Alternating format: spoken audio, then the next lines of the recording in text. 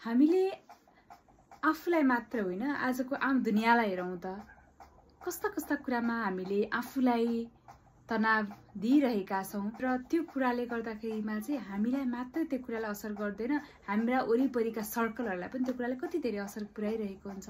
Physically त हामी प्रेजेन्टमा बाँचेका छौँ, तर के त्यो प्रेजेन्टमा बाँचिरहँदा हामी प्रेजेन्ट कुरालाई नै हामी फोकस दिएका छौँ त?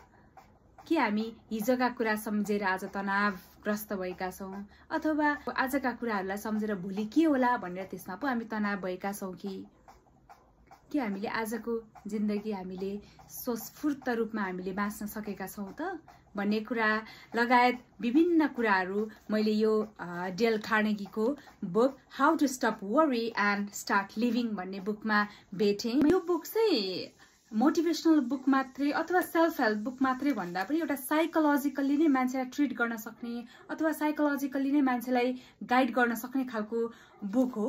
अनि यो चाहिँ एकदमै धेरै प्र्याक्टिकल बेस्ड भएर धेरै इन्टरभ्यूका माध्यमबाट अथवा प्रोफेसनल व्यक्तिहरूसँगको इन्टरेक्सनका माध्यमबाट धेरै नै एभिडेन्स सहित लेखिएको किताब हो, जसमा चाहिँ धेरै कुराहरू हामीले पाउन सक्छौँ। हामीले आफूलाई एकदमै बिजी राख्न चाहिँ जरुरी छ, किनभने यदि हामीले आफूलाई आफ्नो प्रोफेसनल लाइफमा अथवा पर्सनल लाइफमा हामीले आफूलाई बिजी राख्न सक्यौँ भनेदेखि चाहिँ नकारात्मक तत्त्वहरूलाई हामीले आफ्नो दिमागमा स्वीकार गर्न सक्दैनौँ। कुनै पनि नेगेटिभ तत्त्वहरूलाई यदि हामीले आफ्नो दिमागमा राखेनौँ मात्र भनेदेखि चाहिँ हामी always we could be motivated, अनि त्यसपछि हामीले आफूलाई चाहिँ एउटा पोजिटिभ राख्न सक्छौँ भन्ने कुरा छ। अनि अर्को तत्त्व भनेको चाहिँ हामीले गरेका साना साना अचिभमेन्टहरूलाई चाहिँ सेलिब्रेसन गर्न जरुरी छ। फर इक्जाम्पल आज मैले गरेका राम्रा कुराहरूलाई चाहिँ मैले लिस्ट आउट गरेँ र मैले चाहिँ आफूलाई धन्यवाद दिनुपर्ने जरुरी छ, किनभने मैले आज यो काम गर्नुपर्ने थियो